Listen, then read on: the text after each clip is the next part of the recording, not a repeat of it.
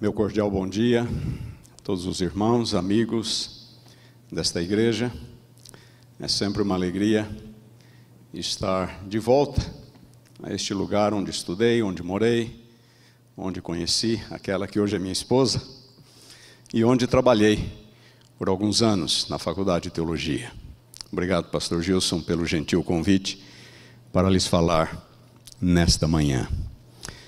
É uma pena que a casa está mais ou menos vazia, mas felizmente a tecnologia nos permite acompanhar os cultos onde quer que nós estejamos. O título do sermão desta manhã é Tempos Proféticos. Se alguma vez nós tivemos dúvidas de que estamos vivendo no tempo do fim, esta dúvida, por certo, já não existe mais. Desde a segunda metade do século XVIII, vários sinais têm convergido para indicar a chegada dos tempos proféticos relacionados ao fim.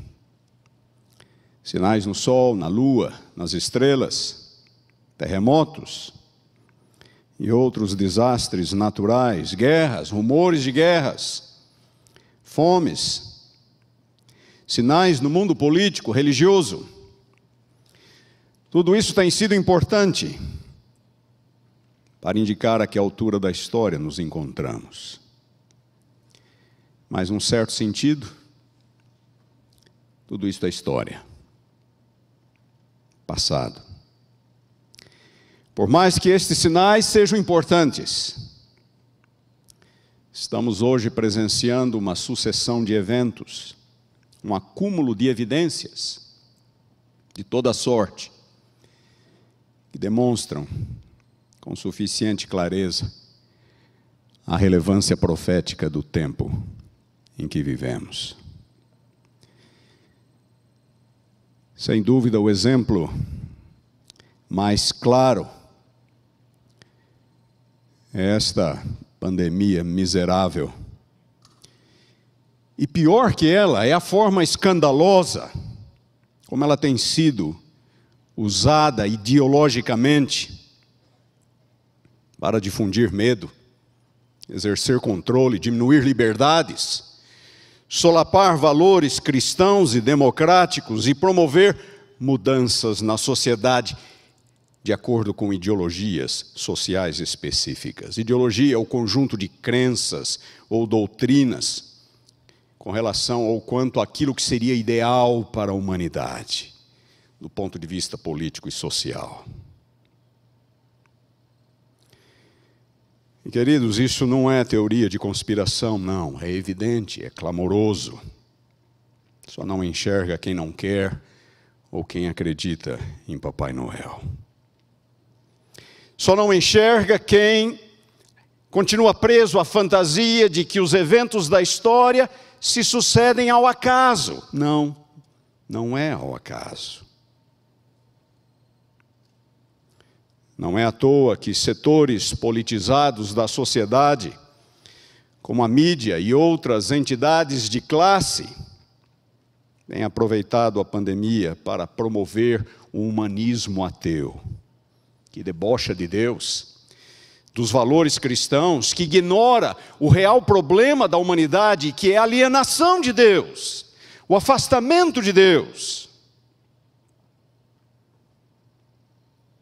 Setores da sociedade que agem, como eu disse, por razões ideológicas, para promover lutas de classe, é assim que eles alcançam seus objetivos, dilacerar a sociedade e tentar impor uma nova ordem, supostamente baseada na equidade e na justiça social, mas que no fundo só busca o fortalecimento de alguns setores, principalmente o Estado, às custas da liberdade individual, que é o nosso maior dom, é o nosso maior bem, é um dom do Criador.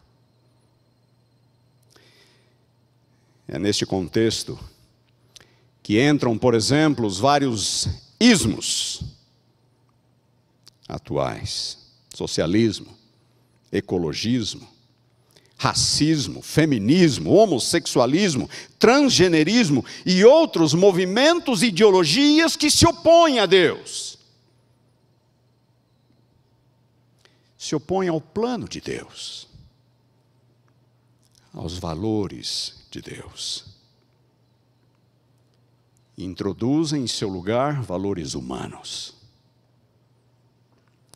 Ideologias que fazem do homem a medida de todas as coisas, como já dizia filósofo grego Protágoras, do quinto século antes de Cristo, e que é a definição por excelência do humanismo. O homem é a medida de todas as coisas. Para o humanismo, a verdade é relativa. Depende da experiência humana, da experiência pessoal. Para os humanistas, que são essencialmente ateus, e hoje em dia estamos às voltas com um suposto humanismo cristão, por mais que pareça uma contradição de termos.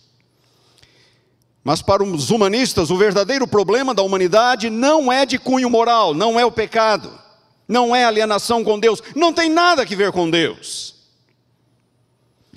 Para os humanistas, a graça divina é uma fantasia, uma utopia, não é a solução para absolutamente nada.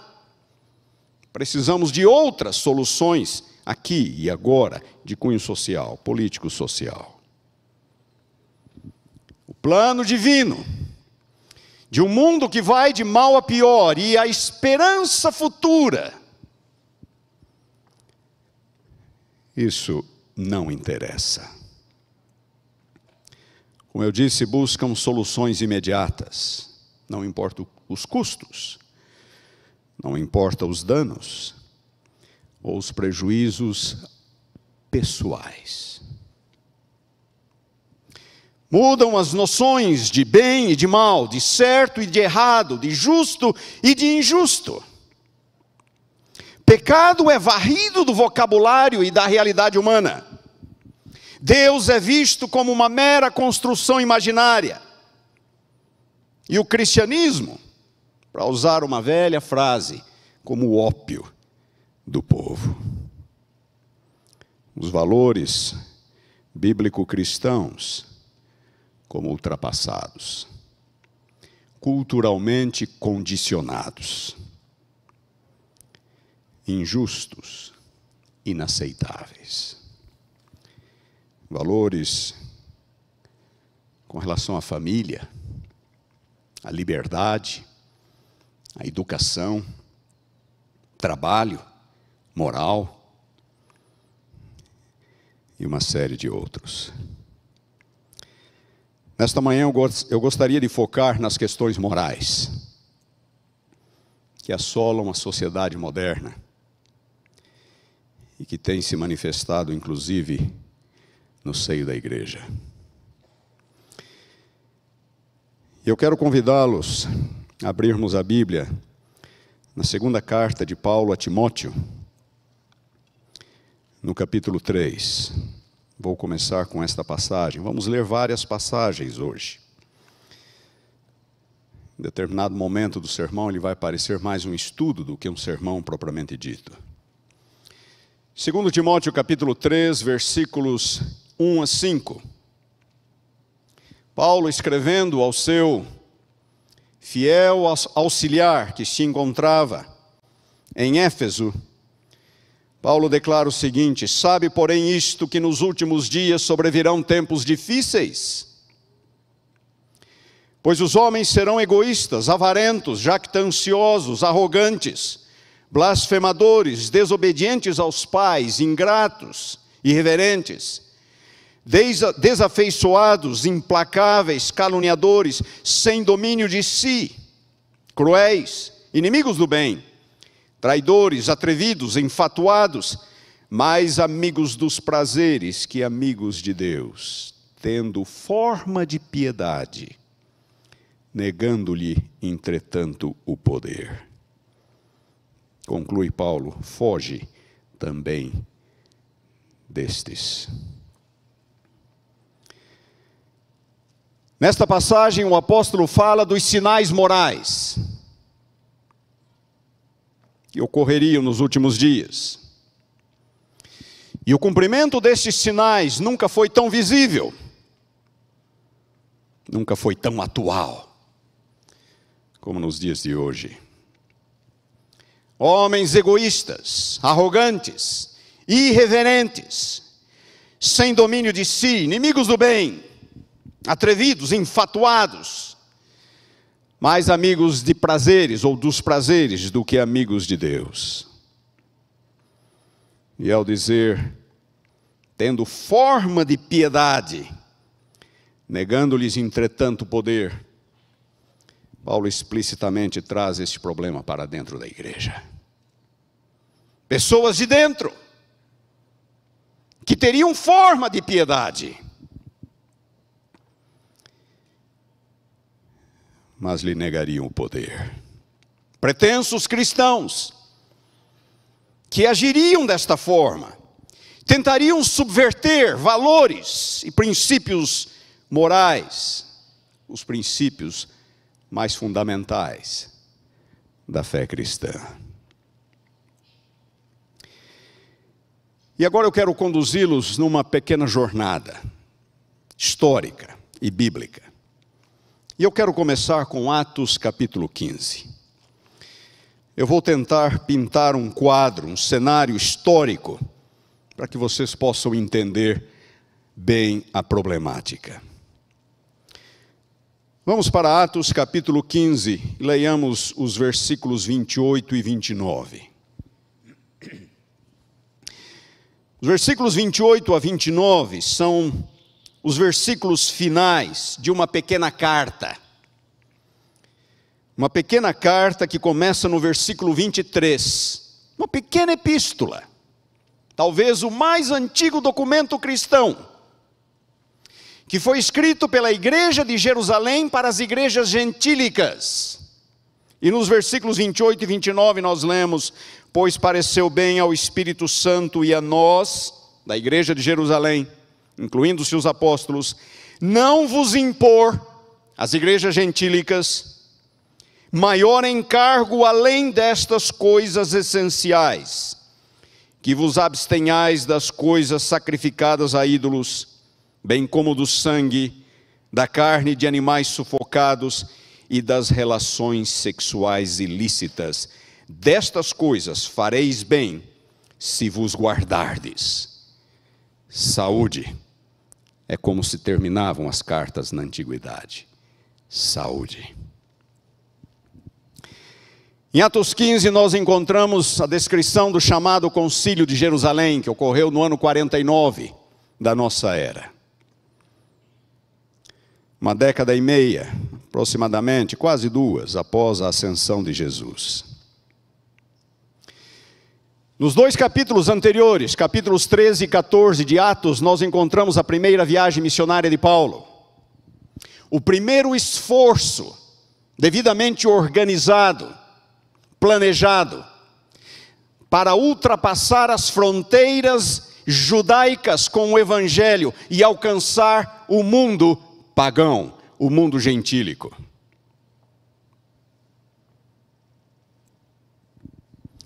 E o relato bíblico diz que muitos gentios se uniram à fé, como resultado dos esforços de Paulo e Barnabé.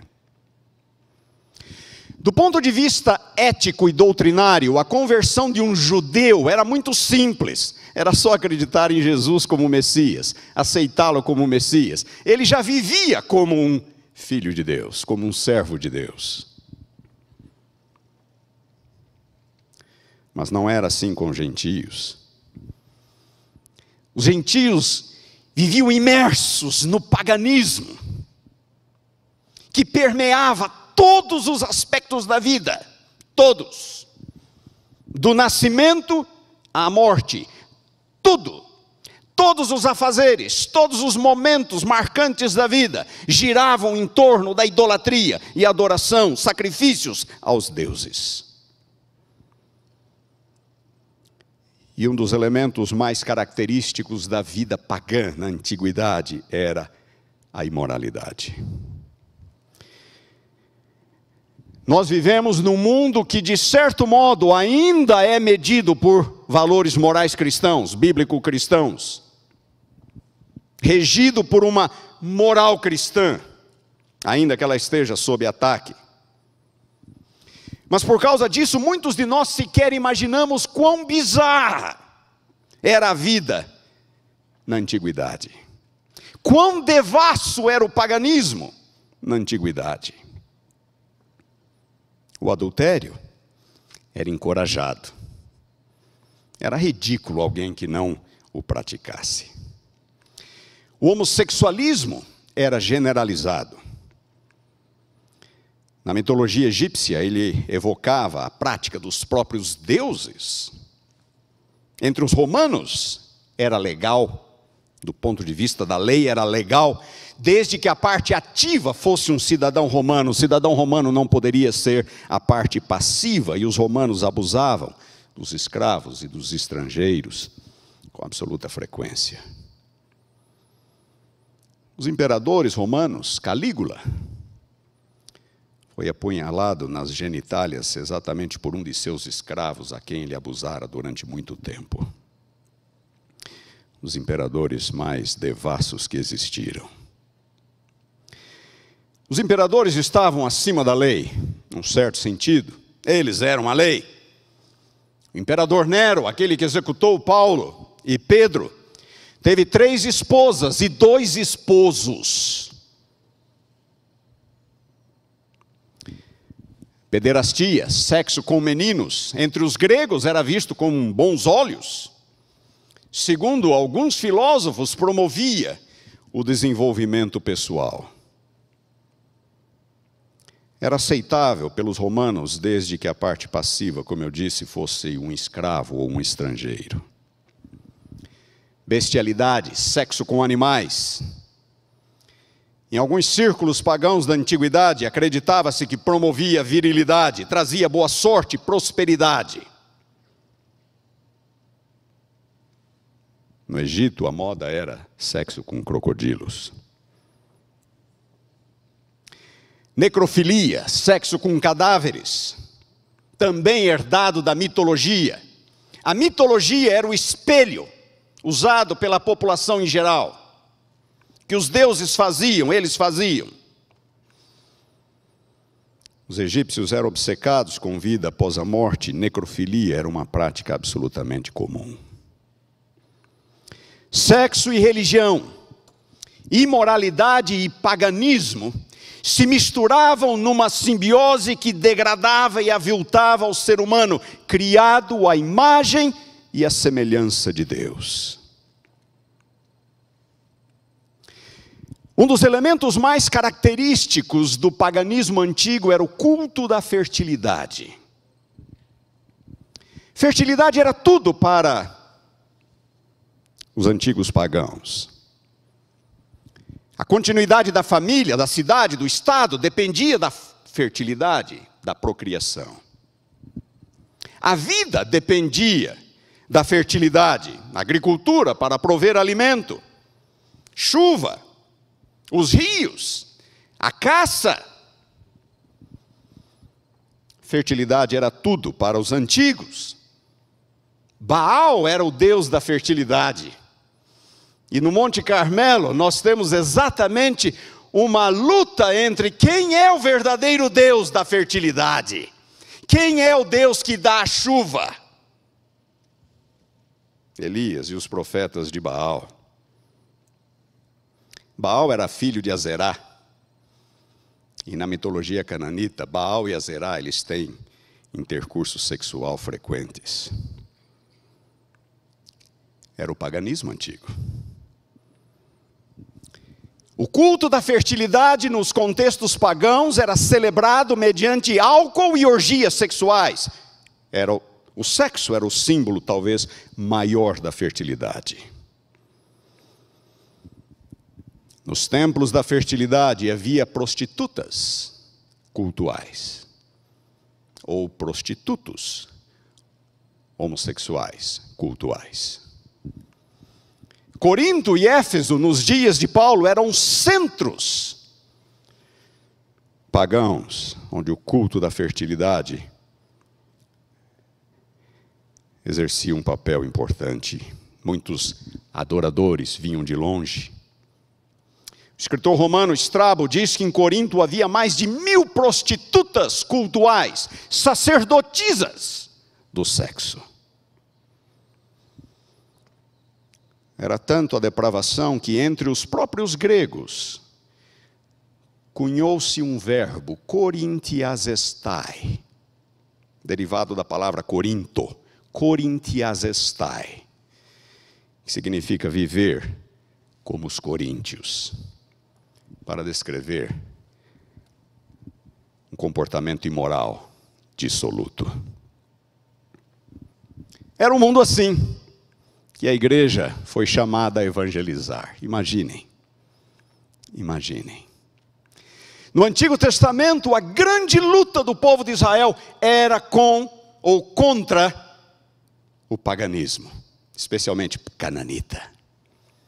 Quando o povo de Israel sai do Egito, Deus deixa bem claro: vocês não terão participação em absolutamente nada daquilo que vocês deixaram para trás, o paganismo egípcio, e não deverão ter nenhuma participação daquilo que vocês vão encontrar pela frente, o paganismo cananita. Vocês são uma nação santa, separada. Israel não conseguiu manter a sua separação. O reino do norte foi destruído em 722 a.C., o reino do sul levado para o cativeiro. A Bíblia é clara. Motivo? Idolatria, paganismo.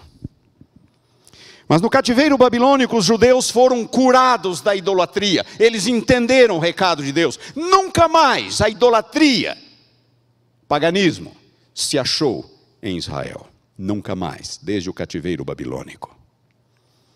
E os judeus, depois do cativeiro babilônico, no período entre os dois testamentos, 400 anos de história entre os dois testamentos, os judeus se tornaram acusadores ferrenhos, opositores ferrenhos de tudo aquilo que caracterizava o paganismo antigo, principalmente a imoralidade. Existe muita literatura judaica deste período. E aqui em Atos 15, a igreja enfrentando este problema pela primeira vez. Paulo, recém-voltar de sua primeira viagem, Paulo e Barnabé. Muitos gentios se unindo à fé. A igreja em Jerusalém ficou de cabelos em pé. O assunto era a circuncisão, e nós costumamos enfatizar aquilo que o concílio isentou os gentios, que era a circuncisão. Gentios não precisam se tornar judeus para serem aceitos na igreja. Mas pouco falamos sobre aquilo que a igreja de Jerusalém exigiu dos gentios. Aqueles 4 pontos, os versículos 28 e 29. Para se unirem à fé, os gentios deveriam renunciar totalmente o paganismo com tudo aquilo que ele representava. 4 pontos são enfatizados: a idolatria, o sangue, ingestão de sangue, carne de animais sufocados e imoralidade. Algumas pessoas que não conhecem a Bíblia acham que essas quatro exigências são tudo o que a igreja agora passa a exigir dos gentios, que todas as outras exigências veterotestamentárias já não precisam mais ser seguidas. Nada disso. Essas 4 exigências, na verdade, são baseadas em Levítico 17, 18. Em Levítico 17, 18, nós temos um regulamento muito claro, alguns regulamentos muito claros quanto aos estrangeiros, pagãos estrangeiros que quisessem viver em Israel. Eles poderiam, desde que eles deixassem o seu paganismo para trás, poderiam ser admitidos e viver e desfrutar das bênçãos do povo de Deus. Levítico 17, 18. E estes 4 regulamentos que nós encontramos aqui em Atos 15 seguem exatamente a ordem de Levítico 17 e 18. Idolatria. Sangue, animais sufocados, Levítico 17. E o capítulo 18, inteiramente sobre a imoralidade.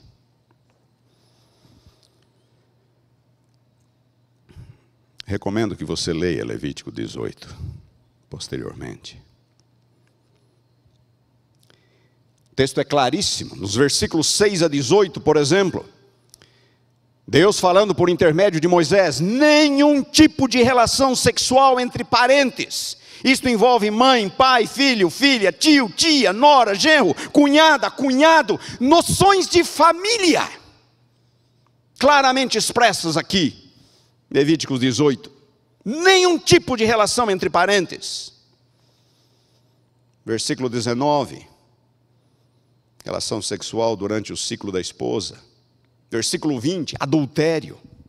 Versículo 22, o homossexualismo. Versículo 23, bestialidade, sexo com animais. O texto é claríssimo. O pagão estrangeiro que quiser viver em Israel precisa renunciar ao seu paganismo, com tudo o que ele representa. Uma vez dentro, vai viver pelas leis de Deus. Mas o ponto aqui é o que ele tem que deixar para trás, o que ele tem que renunciar. Vamos a Levítico 18, e eu quero ler apenas 3 versículos. Levítico 18, versículos 24 a 26. Ao final destas orientações,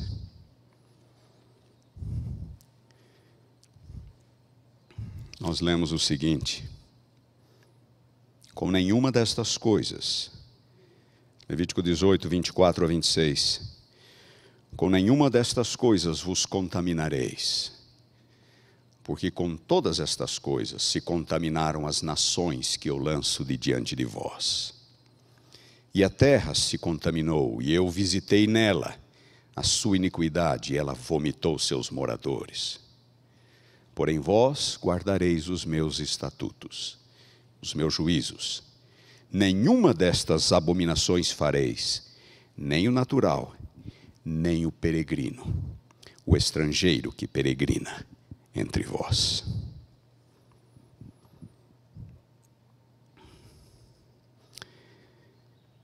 O Concílio de Jerusalém buscou no Antigo Testamento um princípio fundamental para ser admitido na igreja, para ser admitido na fé. Precisa haver uma renúncia de tudo aquilo que se opõe a Deus. Depois vai viver pelas leis de Deus. E por todo o Novo Testamento nós vemos a luta dos apóstolos para manter a igreja pura, incontaminada, diante do influxo, do batismo, do ingresso de pagãos. É uma nova realidade. Já nos dias dos apóstolos, o número de conversos gentílicos superou o número de conversos judeus. E os apóstolos estão lutando para manter uma igreja pura, de acordo com os princípios divinos. As epístolas paulinas, as 2 primeiras epístolas de Paulo, as epístolas de Paulo não estão organizadas na Bíblia de acordo com a ordem em que foram escritas. Elas estão organizadas por tamanho. As 2 primeiras epístolas de Paulo foram 1º e 2º Tessalonicenses. Abram em 1º Tessalonicenses comigo, por gentileza. 1º Tessalonicenses, capítulo 4. Poderia ler várias partes dessas epístolas. Capítulo 4. Paulo diz assim: finalmente, irmãos, versículo 1. Finalmente, irmãos, nós vos rogamos e exortamos no Senhor Jesus que, como de nós recebestes quanto à maneira por que deveis viver e agradar a Deus, e efetivamente estáis fazendo, continueis progredindo cada vez mais. Versículos 3 a 5. Pois esta é a vontade de Deus, a vossa santificação, que vos abstenhais da prostituição. E cada um de vós saiba possuir o seu próprio corpo em santificação e honra. não com desejo de lascívia, como os gentios que não conhecem a Deus. Versículo 8. De sorte, quem rejeita essas coisas, não rejeita o homem, e sim a Deus. E também vos dá o seu Espírito Santo. Palavras claras, fortes, absolutamente inteligíveis, à luz do contexto da época. 1 Coríntios. Corinto era a igreja mais complicada de Paulo. Pastor Gilson, eu gostaria de ser pastor de muitas igrejas, menos a de Corinto. A igreja mais complicada de Paulo. A igreja de Filipos talvez fosse a sua favorita. Leiam Filipenses. Só coisas boas. Coríntios, só coisas ruins. Capítulo 5 de 1 Coríntios, Paulo ataca de frente um caso de incesto que era tolerado dentro da igreja. Capítulo 6, versículos 9 a 11. Leiam comigo, capítulo 6, versículos 9 a 11. Ou não sabeis que os injustos não herdarão o reino de Deus? Não vos enganeis. E notem o que ele diz: nem os impuros, nem os idólatras, nem os adúlteros, nem os efeminados, nem os sodomitas, ladrões, avarentos, bêbados, maldizentes, roubadores, nenhum destes herdará o reino de Deus, diz Paulo. E agora notem o que ele diz no versículo 11. Tais fostes alguns de vós, mas vós vos lavastes. Vós fostes santificados, mas fostes justificados em o nome do Senhor Jesus e no Espírito do nosso Deus. Neste mesmo capítulo, capítulo 6 de 1 Coríntios, nos versículos 13 a 20, Paulo fala que qualquer tipo de relação sexual ilícita, qualquer tipo, é uma profanação do corpo humano. Uma profanação do corpo humano. Nos versículos 15 a 20 ele vai dizer o porquê. Porque nós somos o templo do Espírito. Somos o templo do Espírito. O santuário do Espírito. Não somos de nós mesmos. Fomos criados por Deus. Criação e redenção. Criação e redenção. Não somos de nós mesmos. Há muitos por aí que dizem: meu corpo, minhas regras.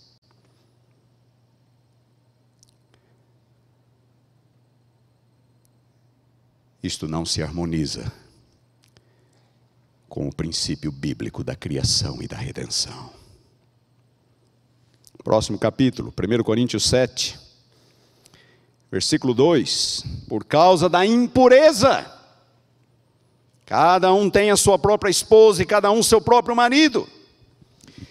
1 Coríntios 8 e 10, Paulo vai falar da idolatria, do alimento oferecido ao ídolo. E lá no capítulo 10, versículo 8, ele diz: não pratiquemos a imoralidade. A idolatria era caracterizada pela imoralidade, como eu já lhes falei.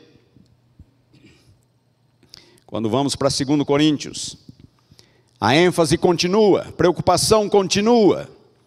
2 Coríntios 6, Paulo fala de casamento com incrédulos. Ele diz que isto é misturar Deus com ídolos. 2 Coríntios 12, Paulo temia que alguns dos membros da sua comunidade, da igreja de Corinto, continuassem a praticar a imoralidade.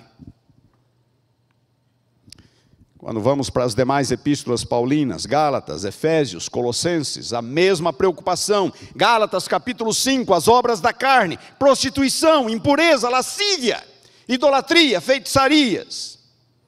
Não herdarão o reino de Deus os que tais coisas praticam. Efésios capítulo 4, quero ler esta passagem com vocês. Efésios capítulo 4, versículos 17 e 19.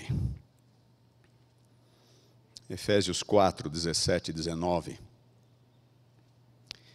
Isto, portanto, digo, e no Senhor testifico, que não mais andeis como também andam os gentios, na vaidade dos seus próprios pensamentos, obscurecidos de entendimento, alheios à vida de Deus, por causa da ignorância em que vivem, pela dureza do seu coração, os quais, tendo se tornado insensíveis, se entregaram à dissolução, para com avidez cometerem toda sorte de impureza. Era assim que os gentios viviam.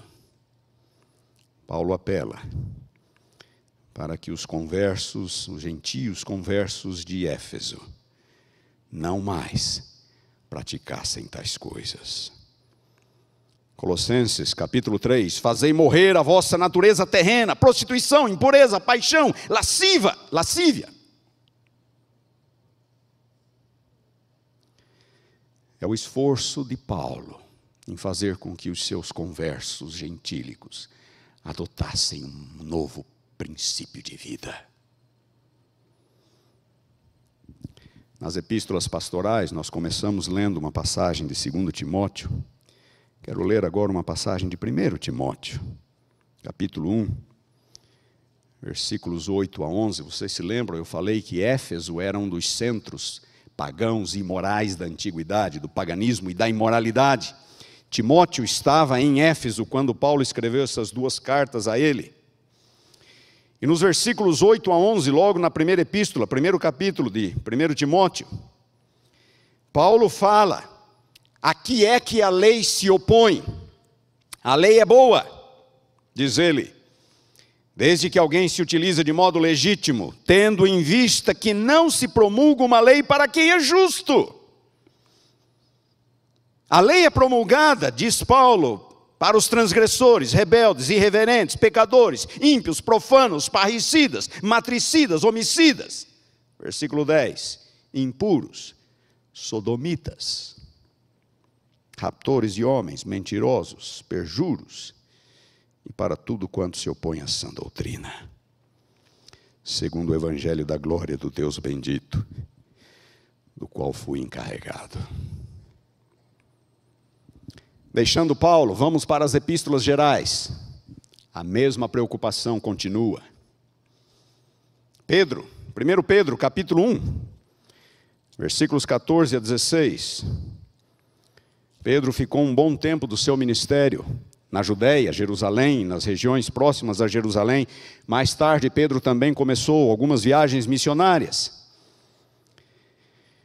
Pedro também teve que lidar com gentios. 1 Pedro, capítulo 1, 14 a 16. Como filhos da desobediência, não vos amoldeis às paixões que tinhais anteriormente, na vossa ignorância. Pelo contrário, segundo é santo aquele que vos chamou, tornai-vos santos também vós, mesmos em todo o vosso procedimento, porque está escrito: sede santos, porque eu sou santo. Capítulo 4, Pedro vai falar, vai continuar a sua ênfase, a santidade. Versículos 13 e 4, ele diz assim: porque basta o tempo decorrido para terdes executado a vontade dos gentios, tendo andado em dissoluções, concupiscências, borracheiras, orgias, bebedices e em detestáveis idolatrias. Por isso, difamando-vos, estranham que não concorrais com eles ao mesmo excesso de devassidão, os quais hão de prestar contas àquele que é competente para julgar os vivos e os mortos. Pois para este fim foi o evangelho pregado também a pessoas que já morreram, para que mesmo julgados na carne segundo os homens, vivam no espírito segundo Deus. Judas, você se lembra alguma vez de ter lido esta epístola? Ou de ter ouvido um sermão sobre Judas? Alguns de nós até têm dificuldade de achar esse livro na Bíblia, de tão pequeno que é. É o penúltimo livro, logo antes do Apocalipse. Esse Judas, aparentemente, era um dos irmãos de criação de Jesus, irmão de Tiago. Toda a epístola é dedicada a refutar os ensinos e práticas promovidos por falsos mestres. E notem o versículo 4. Pois certos indivíduos se introduziram com dissimulação, os quais desde muito foram antecipadamente pronunciados para esta condenação, homens ímpios que transformam em libertinagem a graça de nosso Deus e negam o único soberano e Senhor, Jesus Cristo. Libertinos que tinham uma visão barata da graça. Os versículos 5 e 7, Judas vai dizer como Sodoma e Gomorra, muitos se entregam à prostituição, homossexualidade. Versículo 12, ele vai dizer que alguns promoviam orgias e encontros cristãos nos lares. Versículo 15, ele se refere às obras ímpias. No 16, que eles andam segundo suas próprias paixões. E eu quero ler os versículos 17 a 19. Judas, versículos 17 a 19. Vós, porém, amados, lembrai-vos das palavras anteriormente proferidas pelos apóstolos de nosso Senhor Jesus Cristo, os quais vos diziam: no último tempo haverá escarnecedores, andando segundo as suas ímpias paixões. São estes os que promovem divisões sensuais e que não têm o Espírito. Mais uma profecia do tempo dos fins. Eu poderia falar muito ainda. Há muitas outras passagens que poderiam ser lidas. E eu quero ler mais uma. Vamos nos demorar um pouco nesta passagem. Gostaria que você nos acompanhasse. Romanos, capítulo 1.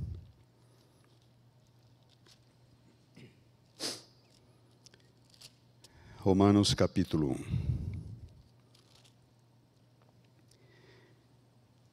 Versículos 18 a 27.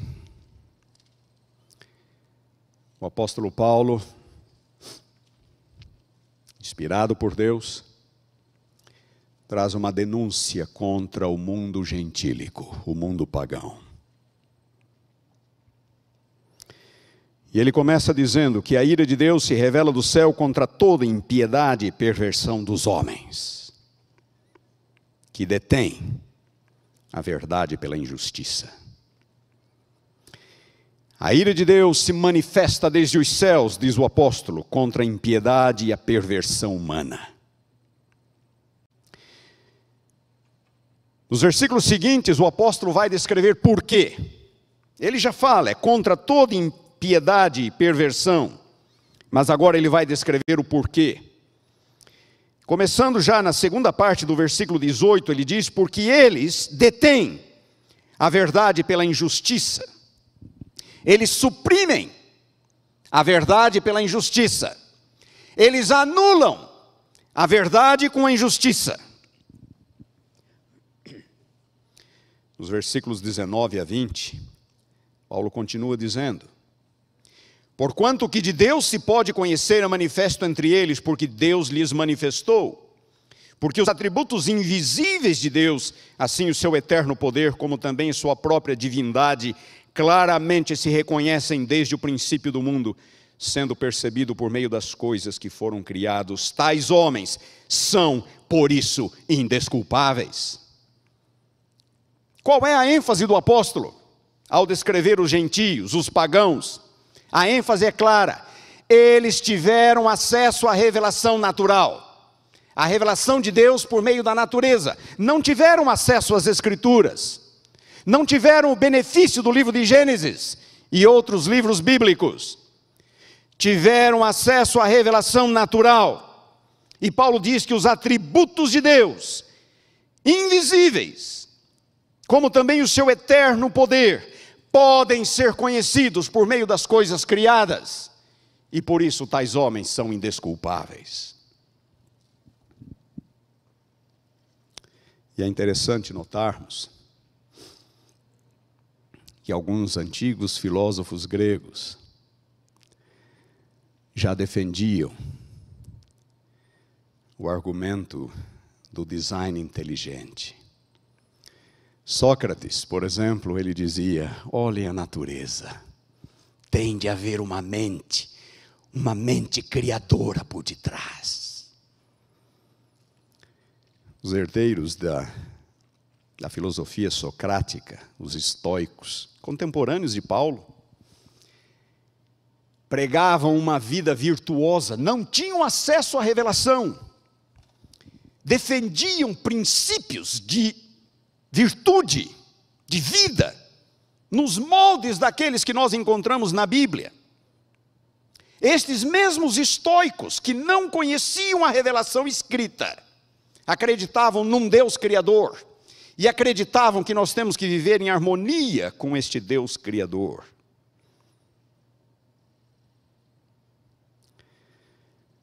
Os estoicos criticavam o homossexualismo. E eles diziam que a própria anatomia humana nos mostra o caminho. A própria anatomia humana. Versículo 21. Porquanto, tendo o conhecimento de Deus, não o glorificaram como Deus, nem lhe deram graças, antes se tornaram nulos em seus próprios raciocínios, obscurecendo-se-lhes o coração insensato. Sua rejeição de Deus apenas contribuiu para lhes endurecer ainda mais o coração. Paulo está descrevendo os pagãos, os gentios. No que se segue, os versículos 22 a 32, Paulo descreve então o resultado da ira de Deus. Lembrando que ele fala no versículo 18 que a ira de Deus se manifesta. Nos versículos 19 a 21 ele fala o porquê da ira de Deus. Não reconheceram o Criador por meio das coisas criadas. E agora ele vai falar no resultado da ira de Deus. E ele repete o padrão 3 vezes. Paulo é claro. Deem uma olhada nos versículos 23 e 24. Olhem o resultado. Quem sabe podemos ler o 22. Inculcando-se por sábios, tornaram-se loucos. E notem o que eles fizeram. Mudaram a glória do Deus incorruptível em semelhança da imagem do homem corruptível, como de aves, quadrúpedes, répteis.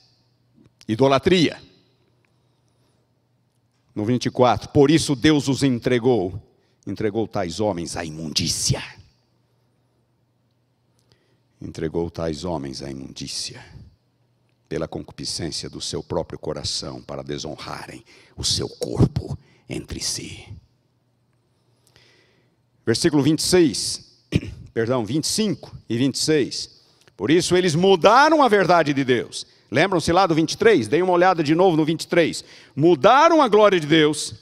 24. Por isso Deus os entregou. Notem a segunda repetição agora, no 25 e 26. Eles mudaram a verdade de Deus em mentira, servindo a criatura em lugar do Criador. 26. Por causa disso, Deus os entregou a paixões infames. E deem uma olhada na segunda parte do 26. A terceira repetição. Mudaram o modo natural de suas relações íntimas por outro contrário à natureza. E lá no versículo 28, nós vamos ler. E por isso o próprio Deus os entregou a uma disposição mental reprovável. Eles mudaram a glória de Deus, por isso Deus os entrega à imundícia. Eles mudaram aquilo que foi divinamente estabelecido, por isso Deus os entregou às suas próprias paixões. Eles mudaram aquilo que é de acordo com a natureza, o modelo da criação, por isso Deus os entregou a uma disposição mental reprovável. Em cada caso, seres pecaminosos anularam, invalidaram, mudaram a verdade, a ordem natural das coisas, revelada pela natureza,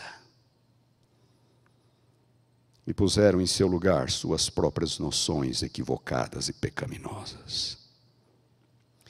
E Paulo foca em 2 tipos de pecados. Idolatria, que é a raiz. Paulo coloca a idolatria como sendo a raiz dos males. E o segundo, que é o que ocupa a maior atenção de Paulo, são as perversões sexuais. Versículos 24, 26 e 27.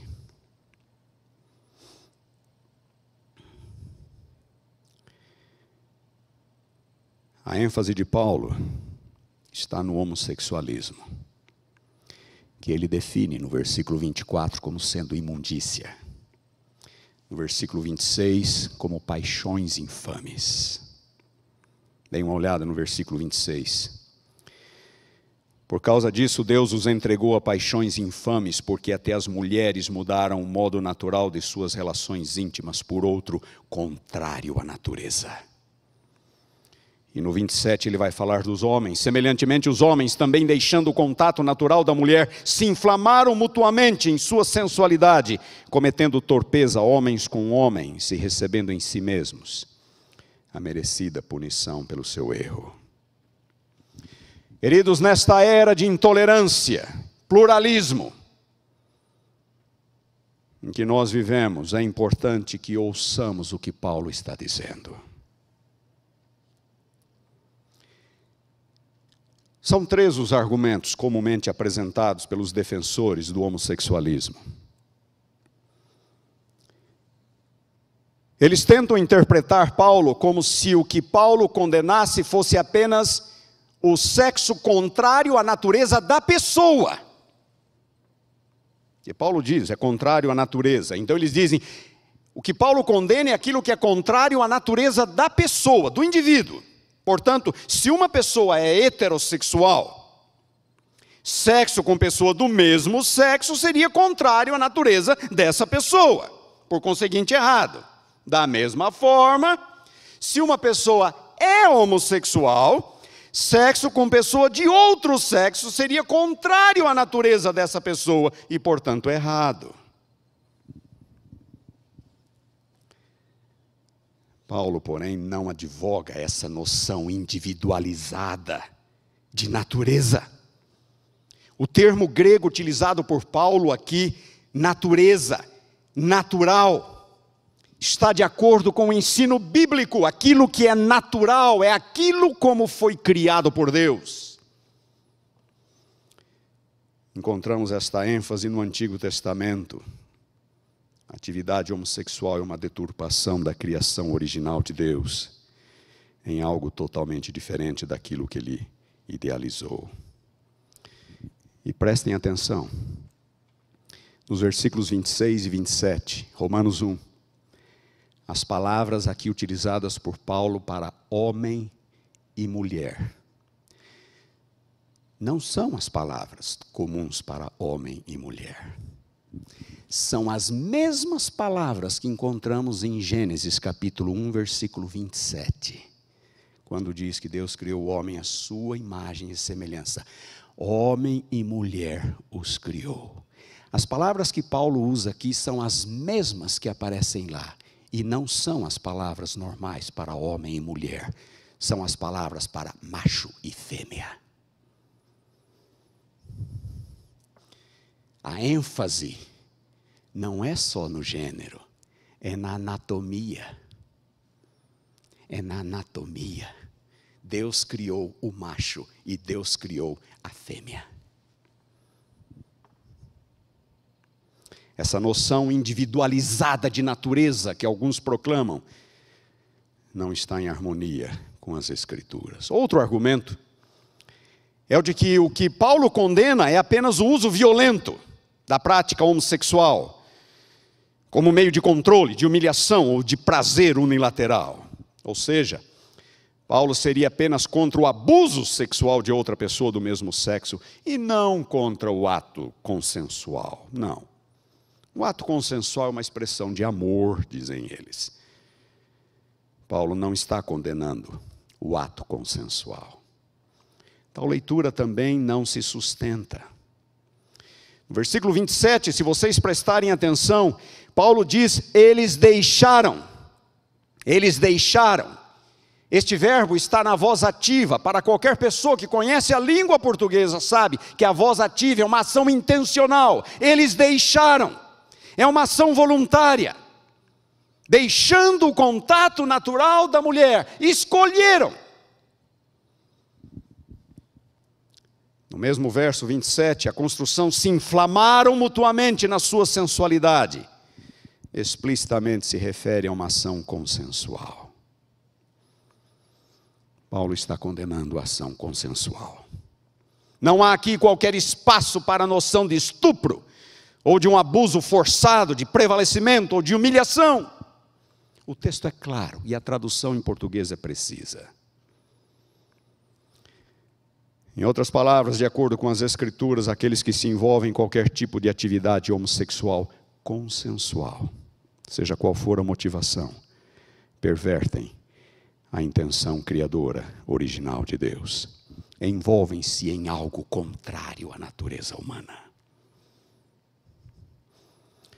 Não há qualquer espaço para a leitura de que se a relação for afetiva, monogâmica, duradoura, então ela é aceitável. Não. Isto é uma deturpação do que Paulo está dizendo. É uma violação do princípio da criação. E aqui, queridos, talvez seja importante fazer uma distinção entre inclinação homossexual e a prática homossexual. A inclinação homossexual nem sempre é concupiscente ou licenciosa. Ela pode estar relacionada a diversos fatores involuntários, como traumas emocionais, problemas psicológicos, até desequilíbrio hormonal. Essas pessoas precisam de ajuda, precisam de apoio, precisam de atenção. O que Paulo está condenando aqui é a prática, em qualquer das suas formas, seja qual for a motivação. É simplesmente antibíblico querer justificar o erro, por exemplo, a partir de uma suposta inclinação inerente. Eu nasci assim. Não é porque alguém nasce com traços pecaminosos que então aqueles traços podem ser praticados. Pecado continua sendo pecado. Todos nós herdamos inclinações ruins, mas eu sei o que eu herdei do meu pai. E não é porque eu nasci com estas inclinações que eu estou liberado para convertê-las em prática, em ações. O que é nascido da carne é carne. O que é nascido do Espírito é Espírito. Não te admires de eu te dizer, importa-vos nascer de novo. Paulo é claro, a relação homossexual é antinatural e, portanto, contrária ao projeto criador de Deus. Os escritores judaicos dos dias de Paulo batiam muito nesta tecla, usavam as mesmas expressões usadas por Paulo, contrária à natureza, natural. E também os estoicos, que não eram cristãos, não eram judeus, não tinham o benefício das Escrituras. Muitos deles haviam chegado à mesma compreensão, por meio da revelação natural. E o elemento antinatural do homossexualismo é óbvio, e eu não preciso me deter aqui. É contrário à anatomia humana. É contrário à anatomia humana. E se fosse a regra, a raça humana entraria em extinção. Não é natural.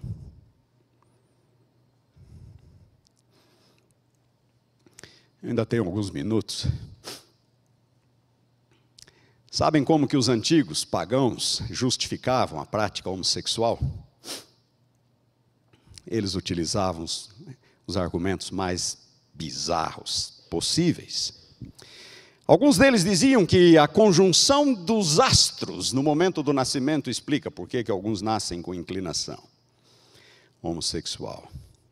O argumento mais comum, porém, era um apelo à mitologia, às histórias dos deuses, como, por exemplo, o argumento de Aristófanes, um poeta grego do 5º para o 4º século antes de Cristo, E ele dizia uma história muito interessante. Ele dizia que, no princípio, os deuses criaram 3 criaturas, arredondadas, com 4 pernas, 4 braços cada uma, uma criatura masculina, uma criatura feminina e uma criatura híbrida, masculina e feminina. Os deuses, no princípio, criaram 3 criaturas.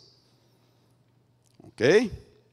Todas arredondadas, todas tinham 2 rostos, um pescoço cilíndrico, todas tinham 2 órgãos sexuais, 4 pernas e 4 braços. Uma criatura era toda masculina, outra criatura toda feminina e outra criatura meio masculina, meio feminina.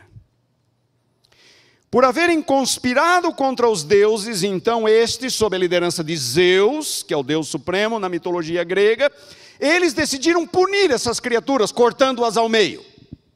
Assim, aquela criatura masculina produziu 2 homens. Aquela criatura feminina, cortada ao meio, produziu 2 mulheres. E aquela criatura híbrida, meio masculina, meio feminina, cortada ao meio, produziu 1 homem e 1 mulher. Vocês estão acompanhando por enquanto? 3 criaturas, uma masculina, uma feminina e uma híbrida. Cortadas ao meio, a masculina produziu 2 homens, a feminina produziu 2 mulheres, e a híbrida produziu 1 homem e 1 mulher. Continua Aristófanes. É por isso que alguns homens gostam de homens, e algumas mulheres gostam de mulheres, e alguns homens gostam de mulheres, e vice-versa. Ou seja, todos estão em busca da sua outra metade. Todos estão em busca da sua outra metade. Os homens que buscam homens são as 2 partes daquela primeira criatura masculina, tentando encontrar a sua outra metade. As mulheres que buscam mulheres são as 2 partes daquela criatura feminina, tentando encontrar a sua outra metade.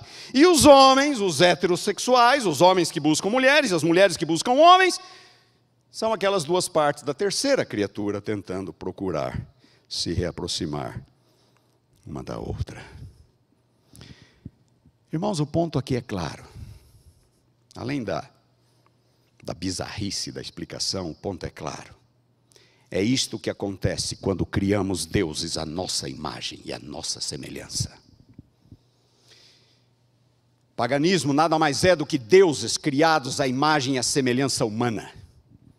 Uma noção degradada de Deus resulta numa noção degradada da criação, que por sua vez resulta numa noção degradada do ser humano e da vida humana. Quando os deuses não passam de projeções daquilo que somos e fazemos, tudo se torna válido. Não há limites para as loucuras e depravações humanas. Quando os deuses não passam de projeções daquilo que nós pensamos, não há limites. Não há limites para as loucuras e depravações humanas. Lições para hoje. Aqueles que hoje em dia advogam o homossexualismo ou qualquer outro tipo de liberdade sexual fora dos padrões bíblico-cristãos, sem exceção, ou não acreditam em Deus, ou mantêm uma visão terrivelmente equivocada acerca de Deus e das Escrituras. Por detrás do homossexualismo e de praticamente todos os demais ismos que nos cercam, está uma visão humanista, antropocêntrica, é o homem no centro, não é Deus no centro. Não é Deus e o seu projeto criador no centro, como apresentado nas Escrituras. No humanismo secular, rejeita-se a própria existência de Deus. A maioria, hoje, são ateus que não acreditam em Deus. Centros universitários estão recheados de humanistas ateus.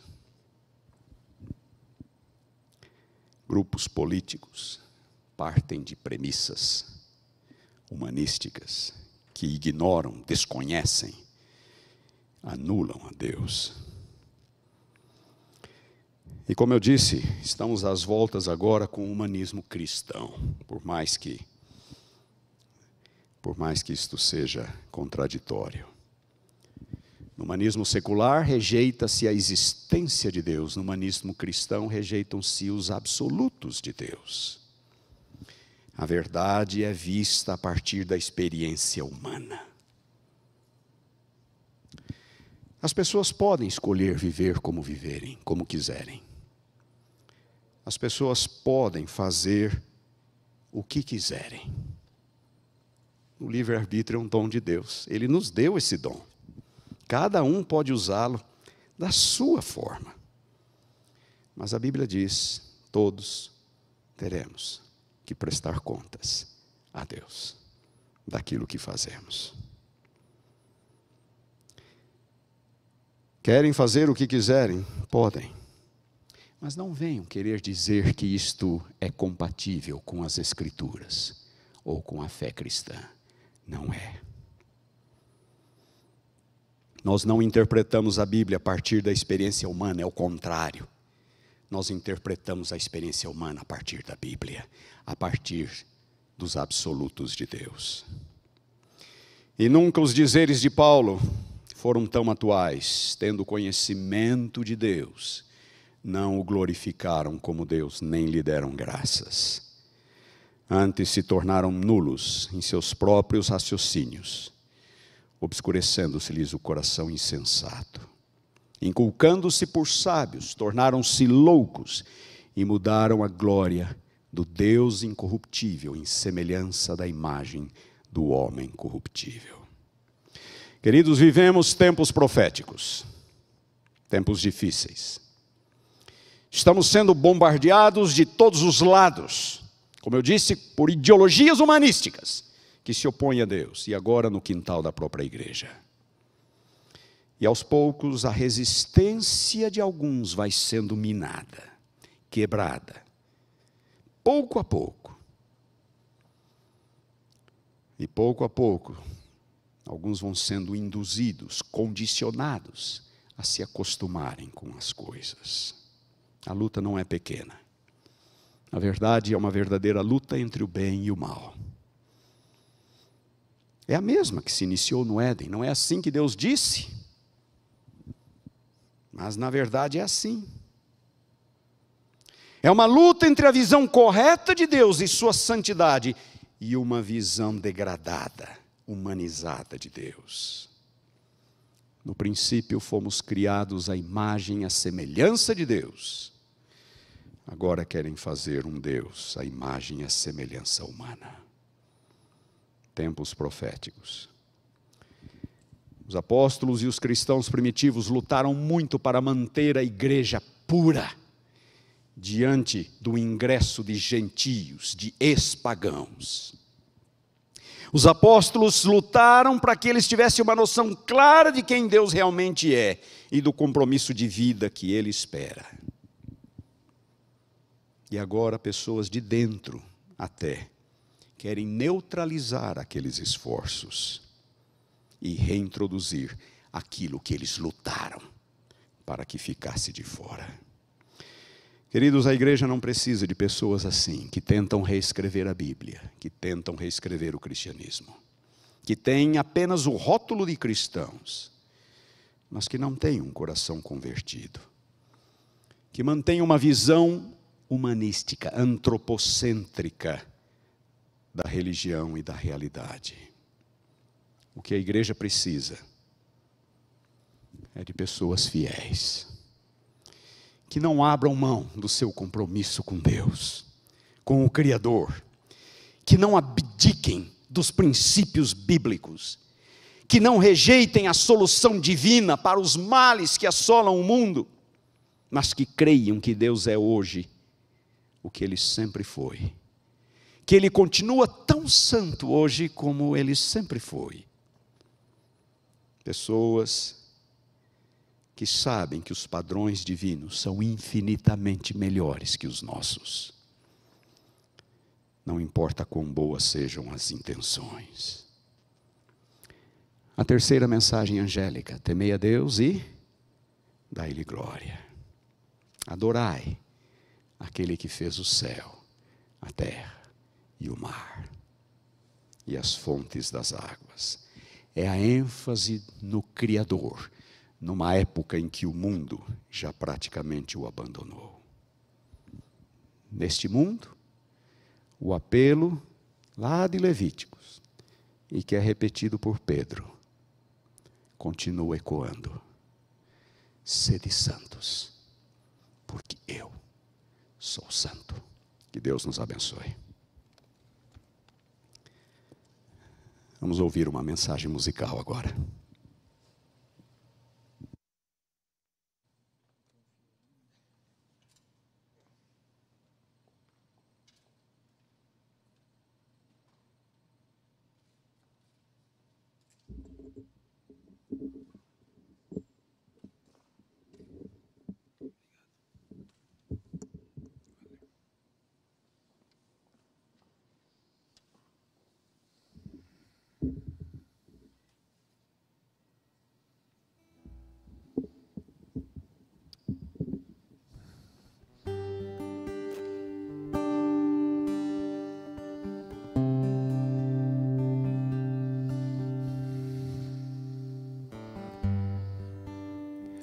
Não tardará,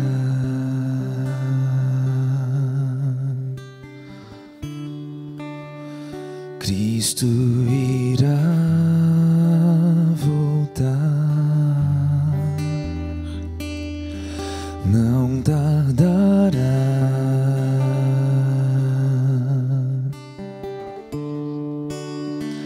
vamos para o lar.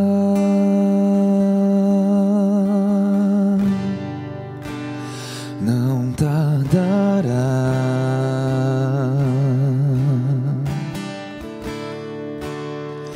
Cristo irá voltar. Não tardará,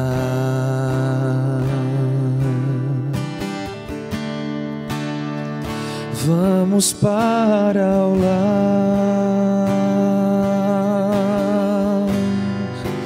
Eu quero me preparar,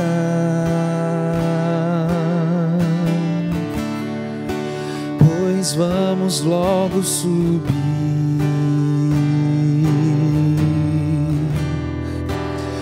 E quero junto a você lá no céu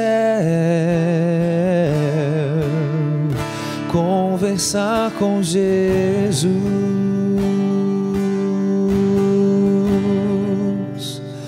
Não tardará,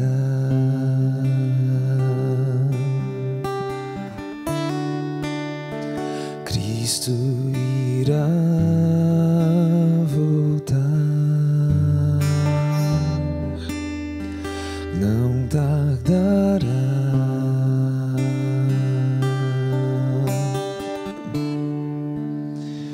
vamos para o lar.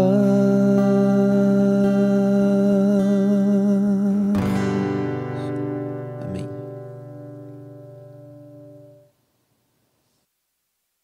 Vamos orar. Nosso Deus e nosso Pai, estamos cansados deste mundo mau. Sabemos que Satanás está irado e tem aumentado seus esforços para enganar, para iludir, para desviar. Senhor, venha logo. Queremos estar contigo no lar eterno, onde não teremos mais as dores, os problemas, as lágrimas, onde o pecado não existirá mais. Poderemos estar contigo para todo sempre, cumprindo com tua graça o teu propósito eterno.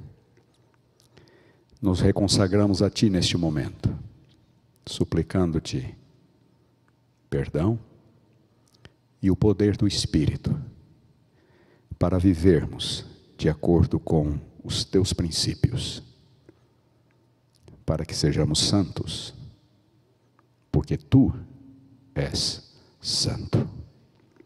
Despede a tua igreja, onde quer que ela se encontre, em paz, com tua graça e o poder do Espírito. Em nome de Jesus, amém.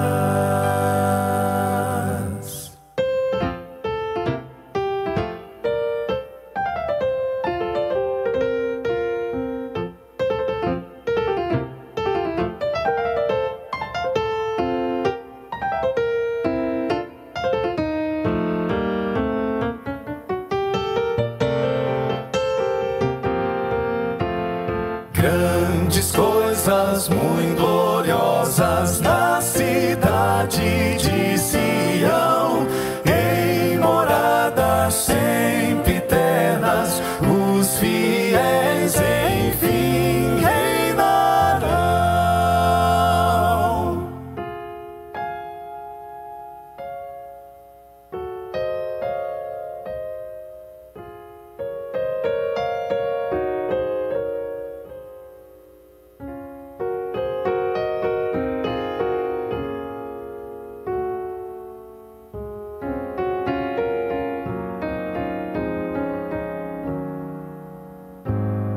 Oh, sim, eu sei que amor é esse, vou dizer. A quem quiser ouvir, levanto minha voz ao céu. O amor maior que nunca hei de compreender. O amor que tudo pode, é o amor de Deus.